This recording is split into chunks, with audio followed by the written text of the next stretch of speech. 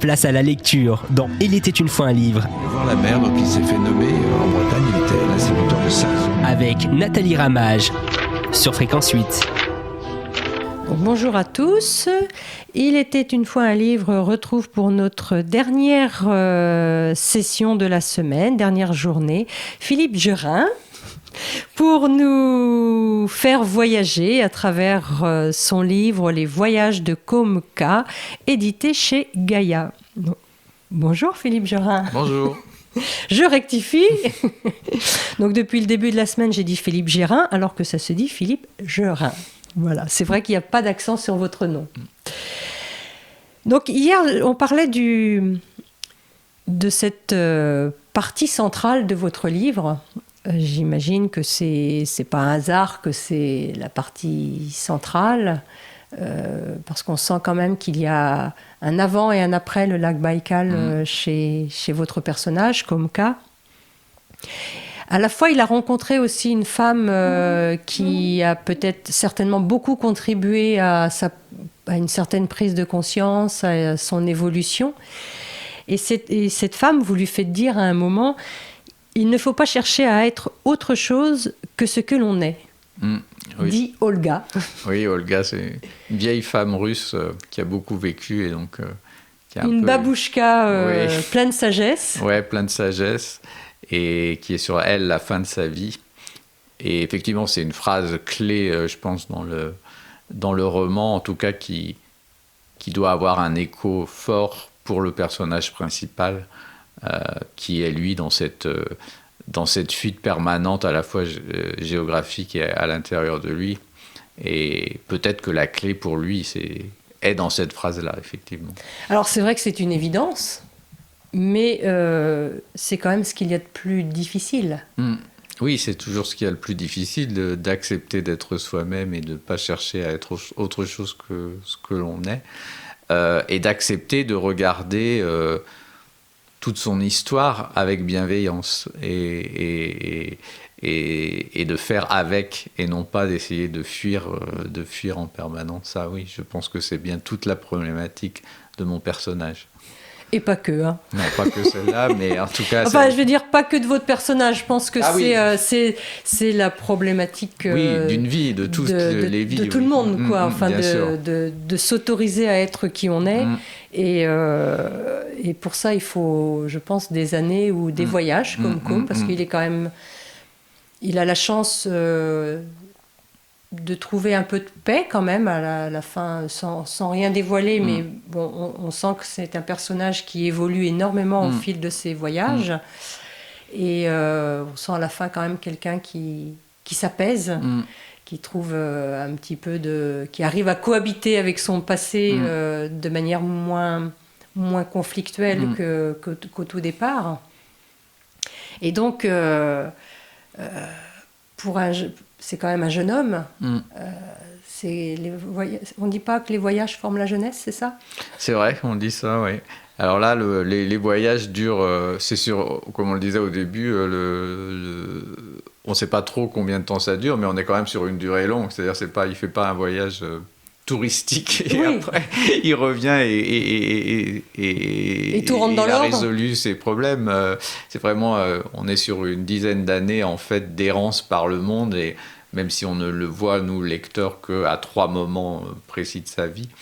Mais effectivement, c'est un travail, je pense, ce que vous dites, sur le travail d'une vie, en tout cas de plusieurs années, d'arriver à ça. Donc je ne pense pas que comme à la fin du roman, il y arrive complètement. En tout cas, au fur et à mesure du roman et de ces 10 années d'errance, il y a une transformation qui se fait en lui. Et effectivement, il est plus apaisé à la fin du roman qu'il ne l'était au début, même s'il a sûrement encore beaucoup de chemin à faire. Oui, mais on se dit qu'il a quoi, 30 ans peut-être, parce qu'il s'est passé 10 ans, il a 30 ans, donc il est jeune et il a déjà fait beaucoup de chemin. Oui, tout à fait. Dans tous les sens du terme. Dans tous les sens du terme, effectivement. Donc, et à la fin, alors j'étais très surprise de la fin parce que je ne m'attendais pas du tout à avoir toute cette résolution grâce à ses retrouvailles avec son frère, où là on comprend effectivement toute son histoire, ou au moins on a les clés pour comprendre pourquoi il est parti et pour comprendre son histoire. Et c'est une belle histoire. Je trouve que il y a une belle fin, même si on peut on imaginait une poursuite, parce que c'est pas une fin fermée, ça reste très ouvert sur toutes les possibilités qui peuvent encore s'offrir à Komka et aussi à son frère. Mais c'est une belle résolution d'histoire. Oui, en tout cas, effectivement, on amène le frère. Le frère a vraiment un rôle très important. On en a un peu parlé les fois précédentes, mais il intervient donc après chaque partie, en fait, en contrepoint, puisqu'il est parti à la recherche de son frère 10 ans après, donc il repasse sur les lieux, comme on l'a dit, et c'est lui finalement qui fait avancer la résolution pour le lecteur dans cette quête et dans cette recherche. Et effectivement, la fin reste ouverte sur, même si on sent que les choses évoluent positivement pour les personnages, à la fois Kom et son frère, effectivement, les suites possibles à cette histoire sont multiples, en fait. Donc le lecteur peut continuer de s'imaginer des choses, ouais. C'est bien quand un auteur laisse plein de portes ouvertes comme ça, puisqu'après chaque lecteur il fera sa propre suite. En tous les cas, on a voyagé, parce que là, à la fin, donc, il a de nouveau quitté le lac Baïkal, il est parti du côté de Singapour. Là, on sait pourquoi, dans sa nouvelle quête. Et là, on est dans un tout autre univers.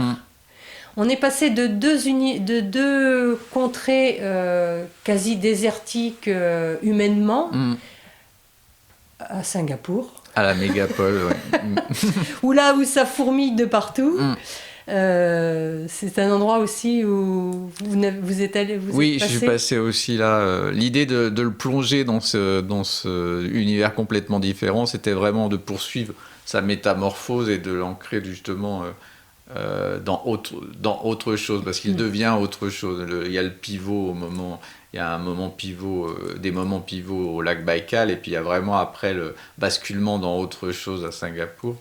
Et donc il fallait effectivement que là il soit plongé dans quelque chose de complètement différent, de frénétique, de bruyant. Et donc oui, on change complètement de décor. Avec des personnages autour de lui qui vivent dans un tourbillon, qui sont survoltés, hyperactifs, qui n'a rien à voir avec le rythme très en phase avec la nature du lac Baïkal ou des îles norvégiennes, quoi.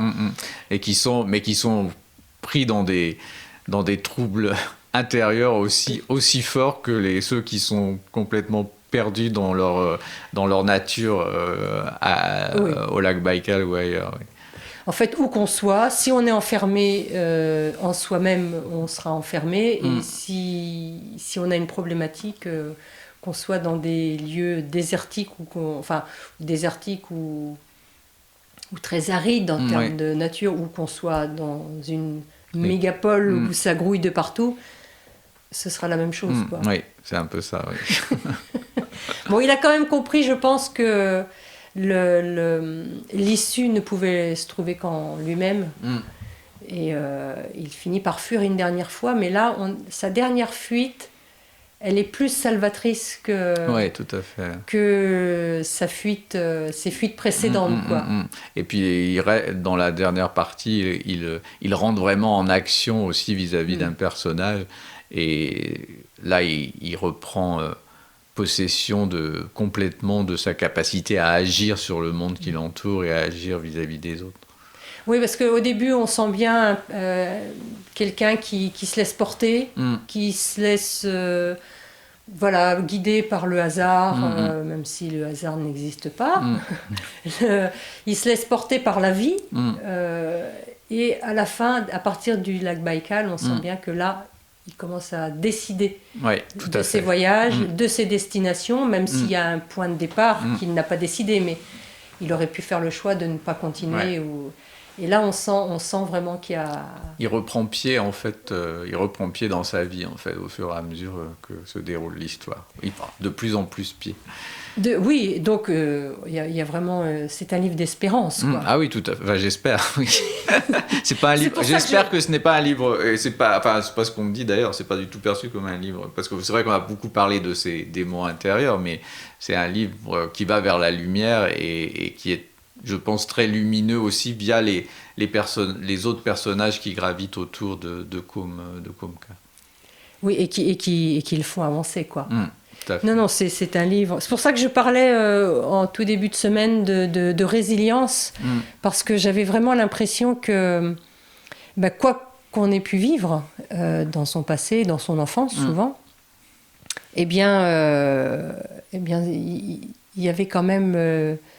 l'espoir de pouvoir transformer tout ça et de faire quelque chose de lumineux si on le souhaite, si on a la volonté à un moment donné de redevenir acteur. Quoi. Tout à fait, c'est ça. C'est vraiment l'histoire d'une transformation, d'une modification intérieure, aidée par tout ce qui traverse à la fois en termes de géographie, mais en termes de personnes qui va le croiser, et puis avec l'aide aussi de son frère. Enfin, voilà, il faut savoir aussi s'appuyer sur...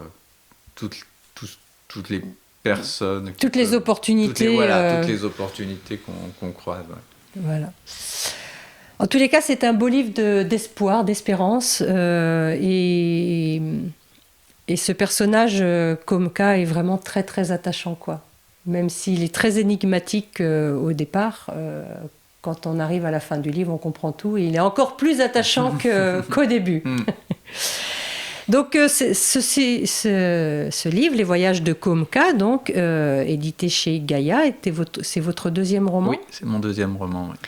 Alors, est-ce que, comme tout écrivain, vous avez des...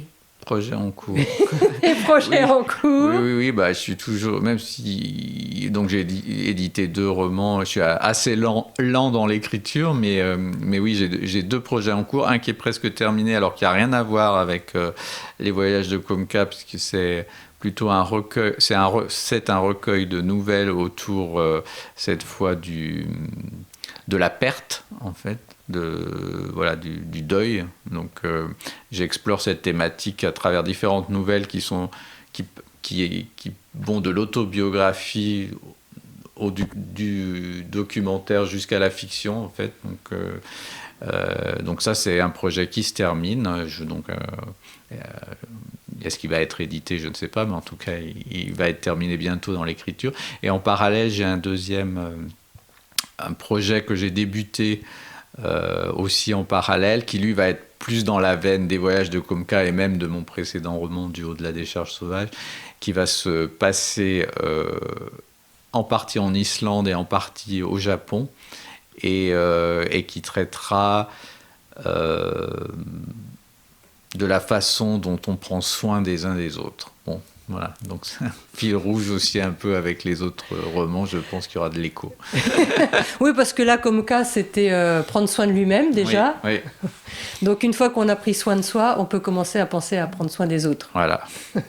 Donc c'est une évolution logique. C'est vrai.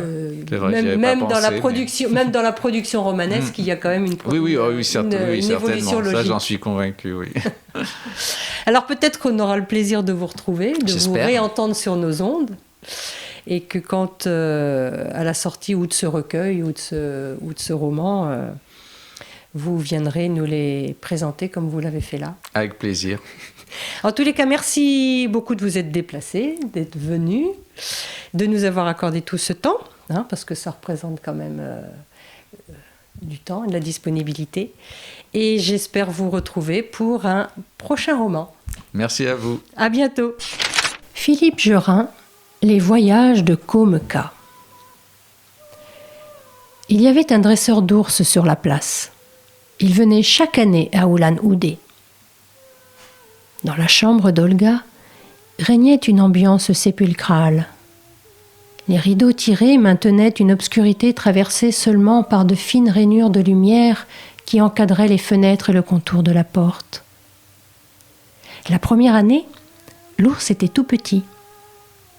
Sur la table de nuit, Un ventilateur ronronnait et une fumée blanche s'échappait des grandes tasses. Dès que le médecin avait eu le dos tourné, Olga avait rangé les médicaments qu'il venait de lui prescrire et avait demandé qu'on lui prépare une décoction à base de plantes rapportées du monastère tibétain de Datsan. Une odeur âcre flottait dans l'espace de la petite chambre confinée. Et puis l'ours avait grandi. Il avait une muselière et une chaîne autour du cou. Il était toujours docile. Svetlana avait réclamé cette histoire à sa baboulia. Komka, assis au fond du lit, écoutait distraitement les traductions partielles que lui adressait Olga lorsqu'elle le jugeait utile. Nous, les enfants d'Ulan Ude, on se bousculait pour voir l'ours marcher sur un fil ou jongler avec des bouteilles. Il était drôle. De la petite radio s'échappaient en sourdine des musiques diphonites bourriates. Svetlana connaît cette histoire par cœur. Je l'ai tellement racontée. Un soir, pendant le spectacle sur la place, l'ours n'a plus voulu marcher sur le fil. Le dresseur a frappé avec la chaîne, plusieurs fois, mais l'ours ne bougeait pas. Cela a duré plusieurs minutes. Les enfants étaient tristes. Ils avaient pitié de l'ours. Un enfant a commencé à crier, et les autres enfants ont crié aussi. Et les cris ont réveillé l'ours qui, dans le vacarme, s'est finalement jeté sur le dresseur pour le dévorer. Les pupilles de Svetlana, assise en tailleur face à Olga, témoignaient de l'émotion qui la traversait une nouvelle fois à l'écoute du récit. Sa concentration était absolue. Elle ne ratait aucun des mouvements de lèvres d'Olga. Une sacrée panique. Tous les enfants se sont mis à fuir de tous les côtés.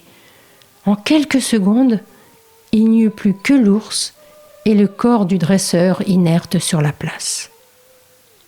Svetlana déjà pleurait. « Ma chérie, oh, ma chérie, ne pleure pas. » Moi j'avais 7 ans, peut-être 8. Nous nous étions cachés sous un porche avec Natacha, ma sœur. Je ne pouvais pas me détourner de ce que je voyais, le sang qui giclait du cou du dresseur.